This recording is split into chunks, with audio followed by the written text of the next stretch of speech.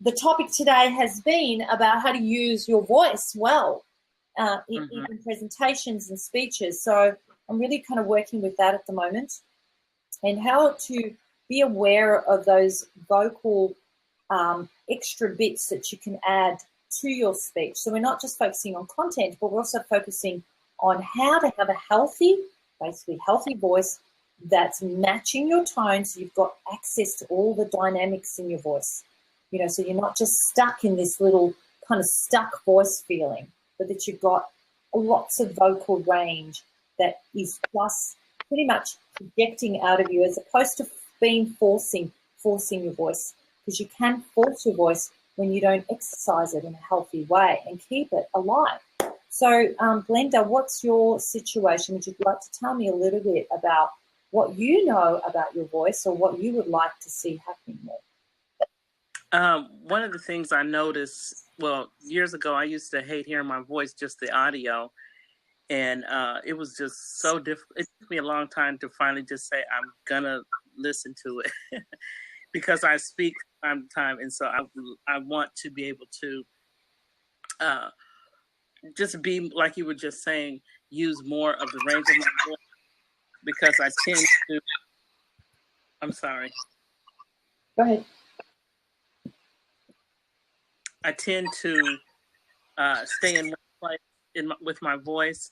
And so as I'm going to be speaking even more as an author, one of my things I want to do, I know in pacing, sometimes giving that space to before you connect to the next thought, to kind of let people settle in with what you just said.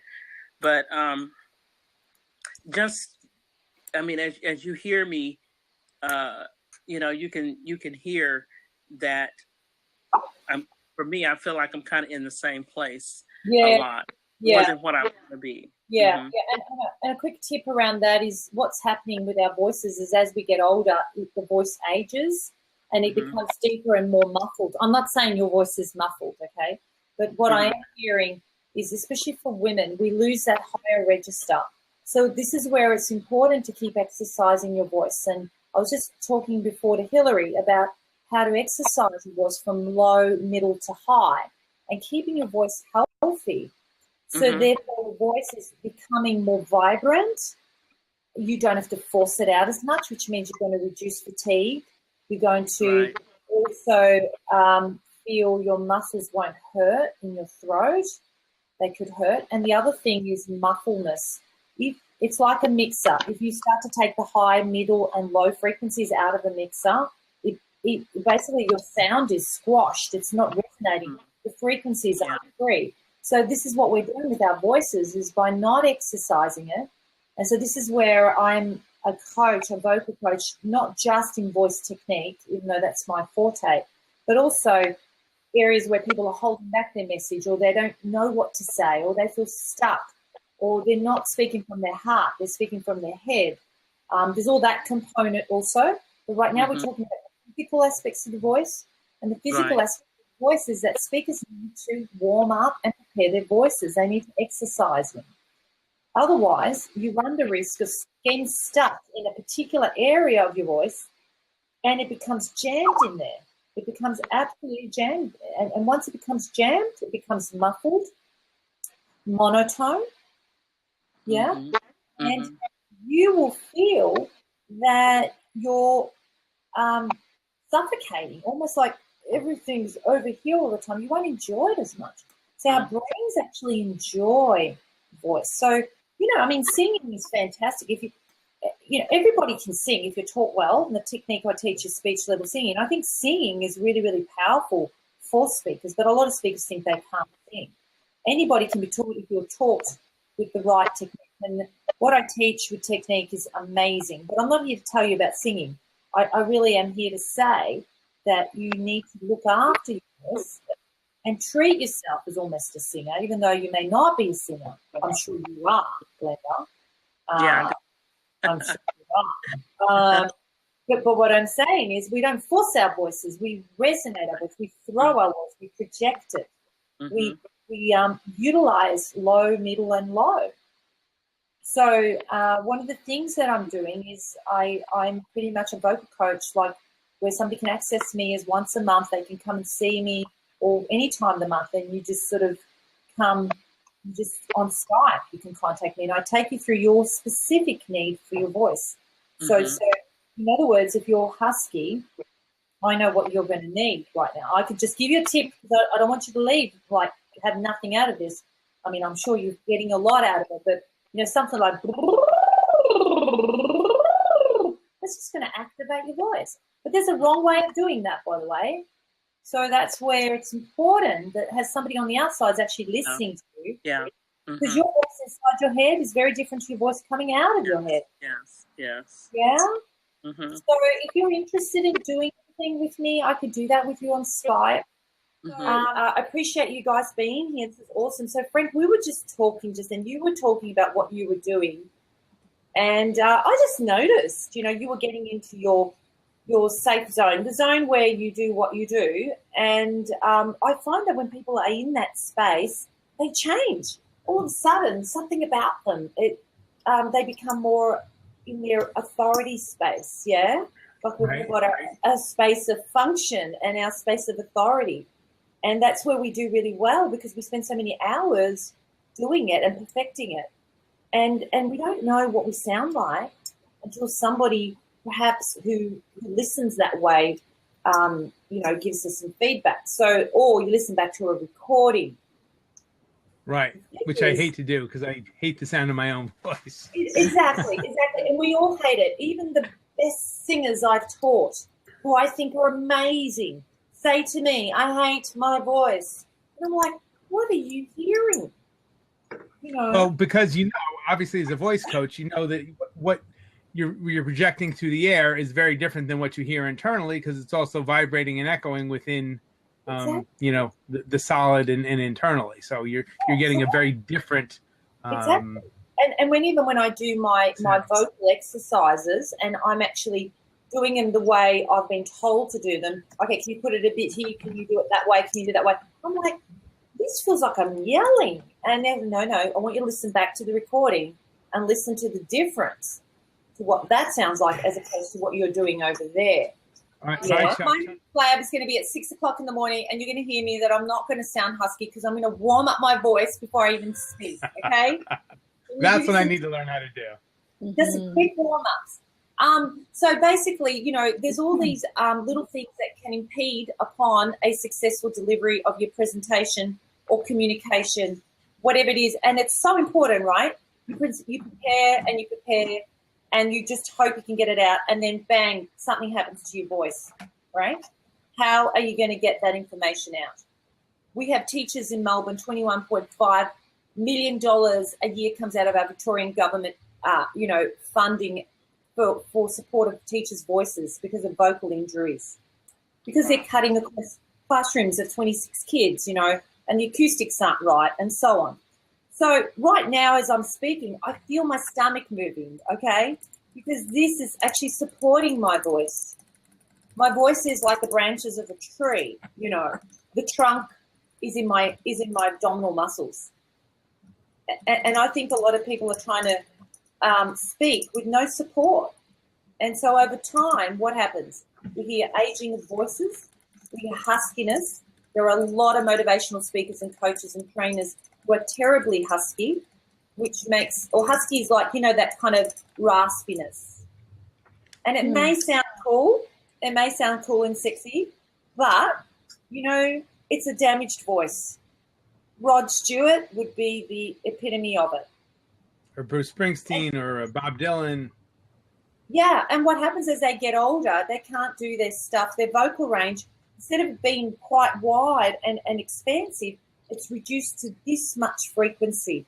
So it's like getting your PA system and reducing its capacity to produce a beautiful sound. And you know how a PA system has high, medium, and low?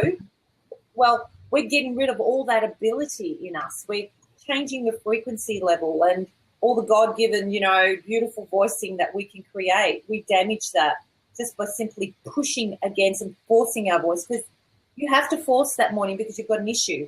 Or if you're getting older, you're getting tired because tiredness affects our voices. And then what happens? What happens is the audience has to struggle to hear you, or the audience has to ask you to repeat yourself. We have a lot of strong accents here in Australia too, and these people are in business. A lot of Indian and Chinese cultures are hugely in business now and having to communicate. And a lot of times I have to ask to keep repeating. Can you say that again? Could you say that again? And really, it's demeaning the whole power of communication. All right? So what happens is our audience has to work twice as hard, and you're distracting them from quick engagement and delivery. So you want to be able to get your message and pass it on. You want to make that as clear and as efficient as possible, not just on the words you're using, because that's important. You obviously, your tone. And what does that mean? It does mean your emotion. Obviously, you're going to be connected to what you're saying. So then emotionally, we're connecting with people, because people connect to feelings, not words. And the words come second. Yeah, we know that from our 93%. And then the other thing is you've got vocal care. You need vocal care because over time you're going to sound like a really aged, like that kind of sound, okay? So there's lots of things around that you can do. So I'm going to just pause for a moment and ask you right now if you could jump in and say, what does this mean to you? Let's start with you, Jenny. What does it mean to you? I would say it's also about the jaw and the tongue, okay? So culturally, they're like this, so everything is tight. And I've taught Japanese singers, and the first thing I do is try to open their mouth. Yes. Okay, like, ah. So now say what you just said with your two knuckles here on the side of your face. Right, like that, yeah. So you're opening up your jaw, right? See, my jaw's forced open. Yeah. And you say it in Japanese? Say it in Japanese. Okay. This feels really awkward. 今日はいい天気ですね. That's really painful. Really different style. So all of a sudden the purpose of that resonance is to open up the mouth, right? It's opened the resonance. So, if something's small, it's going to come across as a higher pitched and squished. If something's big, it carries more. Right. So I often tell them to move their head forward a bit to open up their throat. No, don't move the head forward, never. Well, because they have the tendency to do this when they speak English. Well, they should just leave it natural. They shouldn't do that at all. They shouldn't do that one or the other one. Right. Okay, so I shouldn't have them overcorrect for pulling like really far back when they speak. Not really. Just No? line up the body as it would in speech. Oh, Matt's come on. Good on you, Matt. Nice to meet you. Yeah, no, don't do that, Morphus, because your face is not coming up. It's coming up in a minute, I think. Your camera's not working. So no, make sure the body's lined up, naturally. Mm-hmm. Nobody should be reaching for something high or something low ever. Okay. Right? So our body should be totally on a, horizontal, not a vertical. We feel vertically, but we speak horizontally, there, right in front, where my mouth is. And sticking my neck out is not going to make it any better. Okay. Because it's what it'll do, it'll create muscle problems and problems inside my larynx. And once my larynx is, messed up because it's not sitting comfortably, my vocal cords aren't going to work properly. Right. Okay. So I will no longer. Give that a go. In your case, you said that you woke up, and did you say there was pain? It was scratchy. It felt like I had the beginnings of a cold. Yeah. That kind of feeling. What were you doing the day before? Talking the entire flipping day. Sure. Flipping day. And Blab was that? Yeah, I had 3 blabs plus the ones I went to and visited, 3 of my own. And then I also had 4 coaching conversations that were 60 to 90 minutes. It was just about 7 a.m. until my wife got home. I was talking. And then she came home and I was exhausted. My throat was just exhausted. So, and that's kind of normal for me. But I think my voice was just like, shut up. Sure. So what can you do? Now, I'm going to tell you, even at the best of times, even if you did do the right warm-ups, and even if you had the greatest vocal technique, technique, because even as teachers and trainers and presenters as I am, I have to be careful with my voice. But the good news is that for some reason, over the years now, the last 7 years, I've been really, really well. But before 7 years ago, I used to literally have pain in my throat, and I thought, how could I be doing this? And I'm a teacher. How long is this going to go on for? You know, I used to feel pain in until I learned that my larynx is where my vocal cords are, and that's where that little bump is. Can you feel it? Okay, so if you want to feel your little larynx there, that's where your Adam's apple is. Well, Adam's apple. But some of us have it protruding, and some of us can't even feel it. But can you feel a little bump there? Little bit. If you can't, it's about like 4 fingers down from under your chin kind of thing. There's a little bump, and in there is your vocal cords, and it's called the larynx, and it's like a walnut shape, if not smaller. And the vocal cords are only like 8 centimeters. That's it, 2 of them. And they're amazing because they block food from going down your tube. They help you lift heavy objects. Did you know that? Without vocal cords, you couldn't lift. We need to be able to modulate our voice. And just then, did you hear, Addis, that Carlton thinks he made a big change between those two, but there's not much of a change. Just a very slight change. Very slight. Interesting. Very okay. Slight. Okay. So put it this way. We are a song, you know, we carry a melody, and we carry a melody and a feel to what we do. And people are engaging with that. Unconsciously, we're engaging with the emotion that people feel in what we say. Because people are more engaged in emotion than in content, because content is audio digital, and most people are not audio digital. They feel what you say. They don't necessarily listen to the words. So with the 4 energy types, 80%, if not more, are actually influences, high I's and S's, and they will feel what you say. So that's an emotional, if we were to say there's an emotional charge around us, we carry emotion around us. So we carry, if you want to put a little bit of a spirituality on it, we carry with us a fragrance and an aura. So it comes across in our vocal tone. You need to trust. Obviously, you've got to speak about what you believe, because if you're talking about a topic that you totally don't believe in, then people are going to sense it. Just like a dog will go around sniffing. Yeah, people are going around sniffing, you know, we're sniffing. And, you know, we're all here on the journey of learning and expanding, which is all cool. I think we just need to understand that it is about connection, and it's about what can we do to create an awareness of emotion in vocal tone. Vocal tone is frequencies, okay? There are money notes, and singers know that there are notes that they can sing that will create goosebumps on people. And there are notes that will never have any emotion switch on. There are certain chords that you can play that bring depression to people, and there are certain chords you can play that bring brightness to people. And we'll notice that in music, don't we? The presenters are the same. We carry a tone, and so what can you do? So for now, Carlton, I was just saying with what you were saying, because you have a deeper male voice, what you could do is a trill on your voice to expand that vocal range. Would you like to try that today, Larry? If you slightly, see, I'm dumbing out my voice. See how I'm doing that? So, Jenny, can you just tell me what you're going to do for the rest of today? And just for a moment, I don't want you to talk like this all the time. Just a temporary... Just talk like that? I don't know if I can do that. Just a little like thing. That? So I'm just going to make it doable just for a minute. Just slightly. Not too... Tell me, what you're going to do for today. I have a meeting in 20 minutes. And,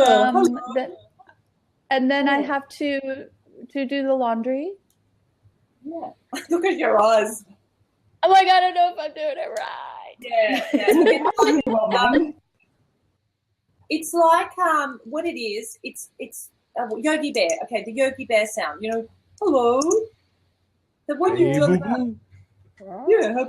Like way up in the back of your throat.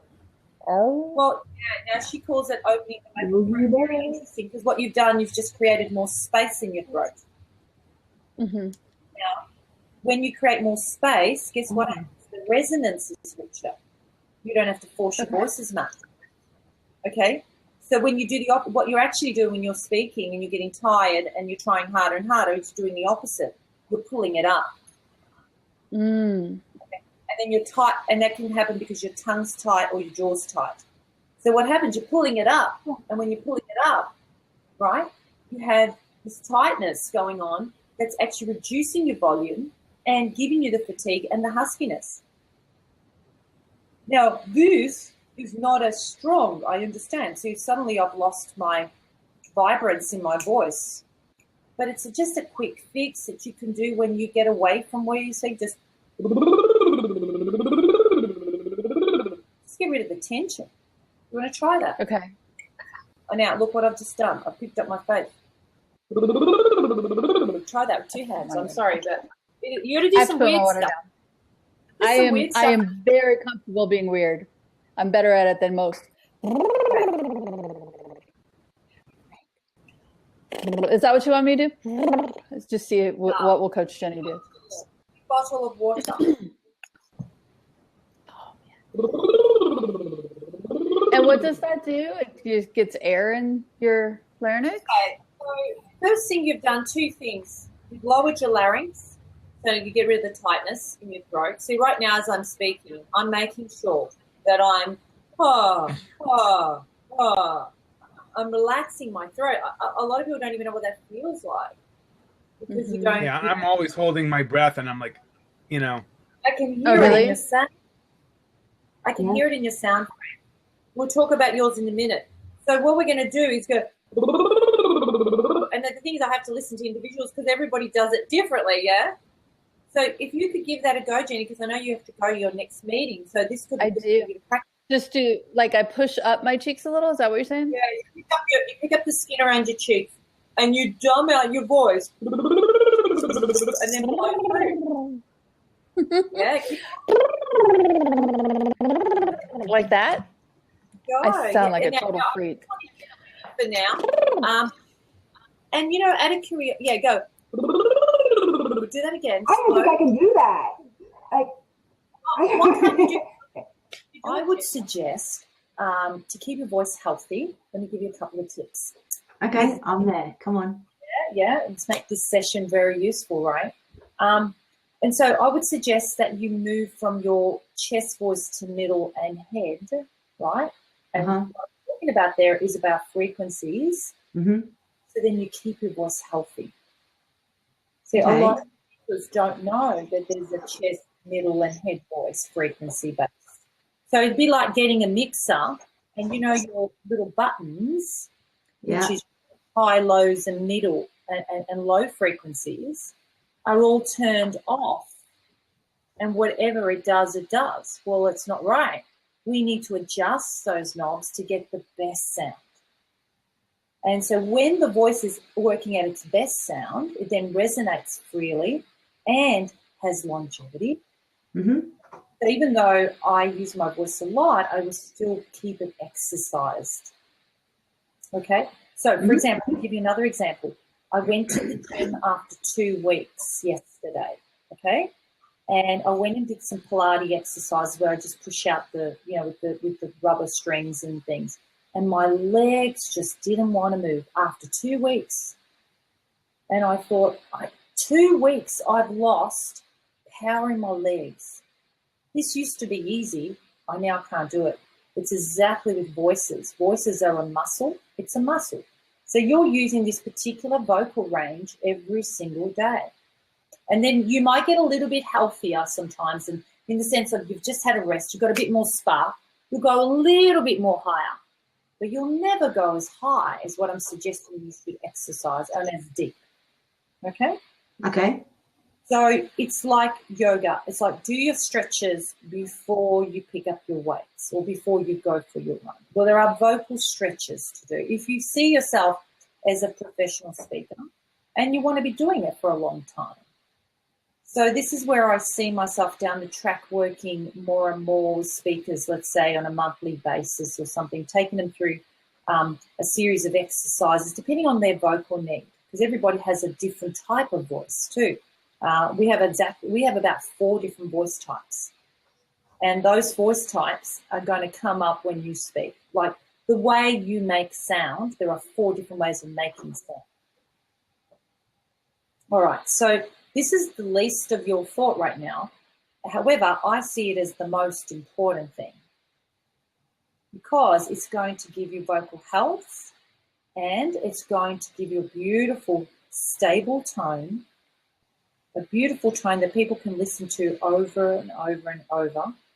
It's going to help you with your breath so you don't run out of breath. Yeah. And it's also going to reduce your fatigue level. So when you're walking off the platform, you're not so tired. How about that? Sounds good to me. I mean, I don't get tired for the most part, but yeah, I don't quite understand why that happens and what I can do to prevent it. I can tell you right now, I don't hear you 100% really well with the speaker, but I can hear because I do work with people on Skype and that, and I don't even have to see your face, but I can hear your voice right now. And guess what, yeah. Kim? There are 4 different voice types, you see, and your voice type right now is that it's a little bit light and breathy. And what I mean by that is you have a very feminine, light and breathy voice. And that's cool. It can be really, really appealing, but it can also be very, very damaging to you. And what you're feeling when you have it clear your throat is mucus building around, or catarrh building around those vocal cords because they're actually working so hard. So when we whisper, we know that it actually damages our voices more than when we speak. We're better off speaking than whispering. Okay? So when you whisper, you actually create more trouble for your voice than when you speak. So if you have laryngitis, don't think that whispering is going to be any better because you're actually going to create more trouble. Okay. So you have too much breath. Sorry, is this then why I don't feel it when I do public speaking and I'm speaking loud and I'm projecting and I'm doing all of that? I don't get this. It's only when I'm in small situations and I'm on in a small situation. Okay, the difference is that when you're in presentations, you are projecting, and when you're in smaller environments, you're softening up your voice. You're coming back to not using your effort level, because to project you need effort, right? So you're thinking, well, I'm in a group here. I need to pump this up. So you use an effort level that actually, yeah. So at that point, you're engaging your vocal cords better, and you're using your breath better. You're probably standing up. I'm not sure. In the smaller group, you might be sitting down. Oh yeah, always. Yeah. Is that right? Standing up, sitting down. And in standing small up groups, in a big group, sitting down in a small group. Exactly. So that's what I was imagining. Auditorium versus the boardroom. Right, and you want to be intimate, okay? So you use your intimate voice. Yeah. And when you're using your intimate voice one-on-one, you're softening it up. But what you're doing by softening it up, which I agree, you do need to soften it up and you need to be more intimate. The thing is you've got too much air coming through. So what I'm going to challenge you to do is be aware of that by speaking softly and still controlling, as if you're still using effort. You're using effort and you're still presenting to a group. But you're speaking softly but clearly without being light and breathy.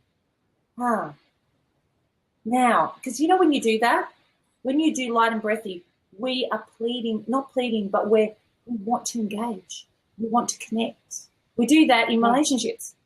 If I talk to my daughter, okay, and I want to get close to my daughter, I will say, Claudia, I really want you to listen to me. And I just can't. I soften out. I change my vocal tone. Now, if I didn't know how to use my voice properly, I would just speak breathy. But because I know, I'm still using my vocal cords without all that air blowing through, right? And I'm just softening it up. So I'm using a different volume, not more breath. You're using too much more breath. You're using too much breath. So how do you deal with that? I'll tell you how you do that. You're going to have to walk around for a little while and do something like get, get, get, get, get, get, get, get, get, get, get. So you're going to have this conversation with yourself and practice closing off that air softly and still using the emotions that you use, okay? Because it's all tied into emotion. This is the thing. I mean, a vocal tone is a reflection of what we want to do with our emotions at that given moment. We feel and then we use our voice, right? Don't we? So, and if you don't know how to use your voice too well because you don't know how it works, you're just going to do whatever it takes, and that comes second. Your emotion comes first. So I want you to get into that emotion that you want, visualize the group, be in that space, create that whole space. And instead of using words, I want you to use just a sound. And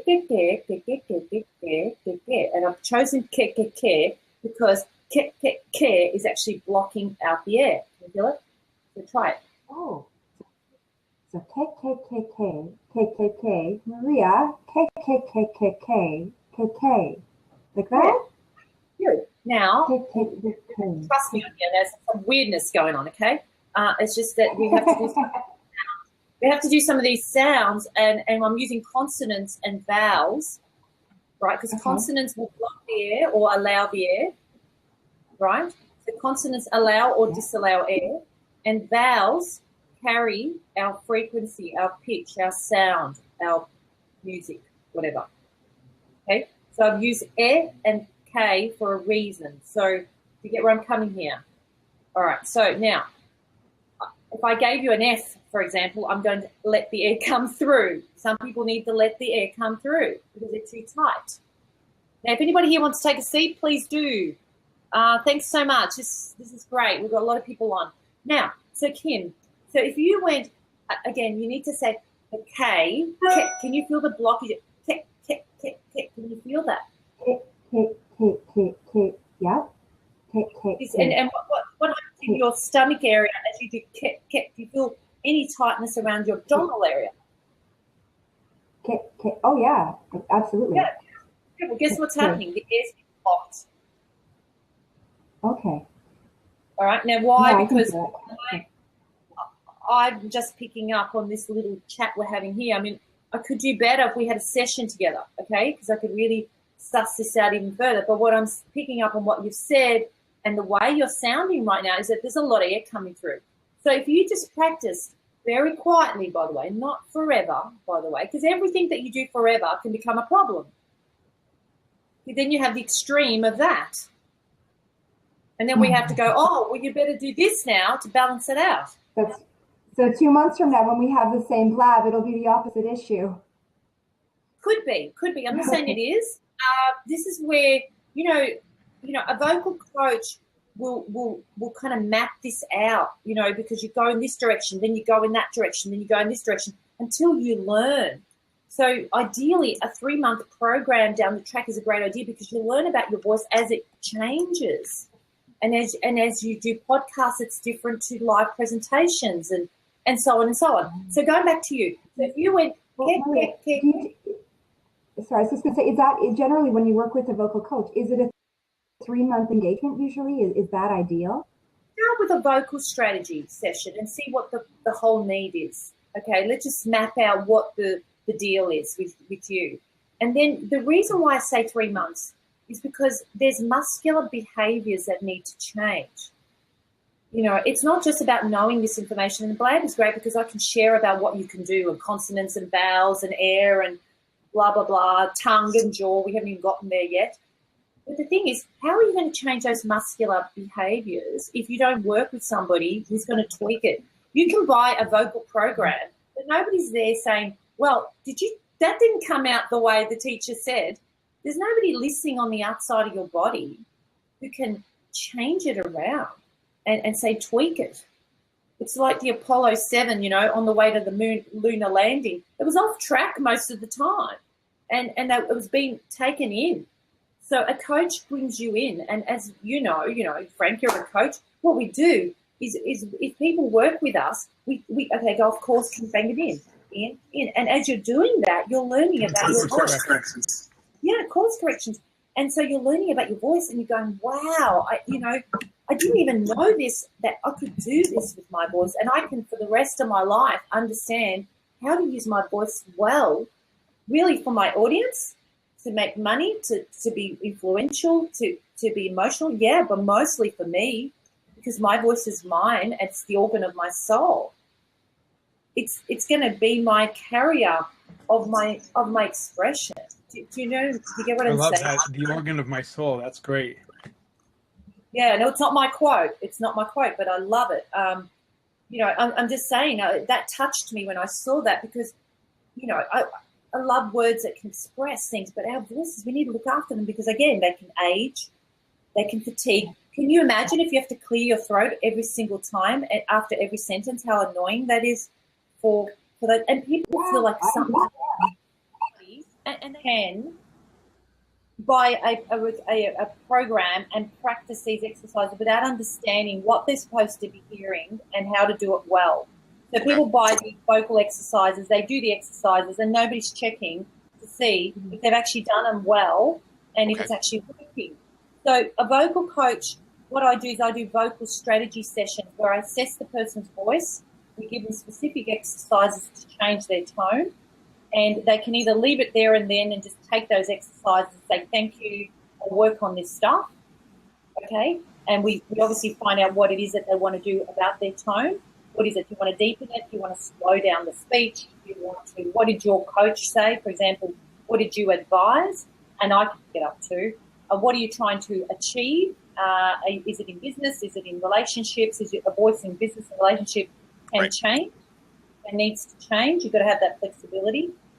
Is it big audiences, small audiences, around the table conversations, all different things like that? And give them understanding around their voice type and specific exercises to their voice type. And then if they want to, they embark on a 3-month little kind of, it's not a little, a 3-month program with me where I actually educate them on how to change their voice in the long term, how to actually move those muscles around, change the breath, listen to what I'm hearing, teach them what is the difference. Because a lot of people don't pick this up. A lot of people are not aware of their voice. They don't even care until it's a problem. Right. And this is why, and again, I try to help men for the most part. And there's so much potential that most men have. And they're more than happy to buy new shoes and have a nice wristwatch and improve their clothing. They're more than happy to work on their education. They're more than happy to work on their career. But they sound terrible. And it's frustrating for me as another guy who's trying to help out, and I am bereft of good resources. And you wouldn't know, And so what happens, a lot of the speaker trainers and all that, they can tell somebody your voice is soft, but they can't tell them how to fix it. Right. And men want the fix. They don't want to hear theory. They want to have a concrete series of actions they can take. This is a guy thing. And when I write my blog, I try to give them specific bits of information that they can actually implement and practice, as opposed to just feel good stuff. So the best thing, the quickest way, no mucking around, is to have a vocal strategy session with a vocal instructor. Somebody works on muscles and air. I hear it in people's voices. I can actually hear the tone of their voice and where they're at. Okay, so from the tone of my voice, where am I at? Okay, I hear you being excited.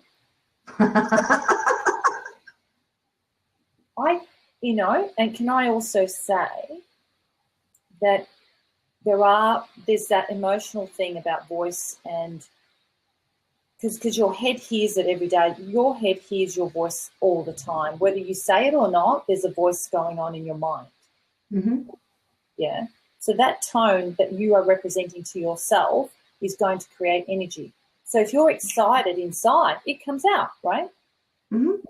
But if you're being dreary, and I catch myself when I'm down, or if I start thinking, if I get into somebody else's life or somebody else's shoes who's quite negative, I just feel it in my body. And then the language starts to change. And that internal dialogue is going, and it's draining me, and it's draining me. And if I don't click it out, I become it. Mm-hmm. So in your case, I hear excitement. I think what's also important, though, is that, we have the physical components that go with that, which is what? Body health. if somebody's excited, you know what? Start doing weights. Start running. Work on your voice. Work on your breathing. Work on your diet. Work on whatever to support the passion. That's to see how it's holistic. The reason why I say this is because even in my world where I've taught singers, is that they may want to get up on stage and sing, but their voice is not taking them because there's so much fatigue in the voice because of their lifestyle. Very good point. Very good point. Yeah. I have those days. I do a lot of professional speaking, and this is an evening off for me. But I come off the stage and I come home and people say, how did it go? How did it go? I'm like, I just don't want to speak now. And it's just like, yeah, it's fine. And it's because you're tired. And it's not physically tired, but this is all tired.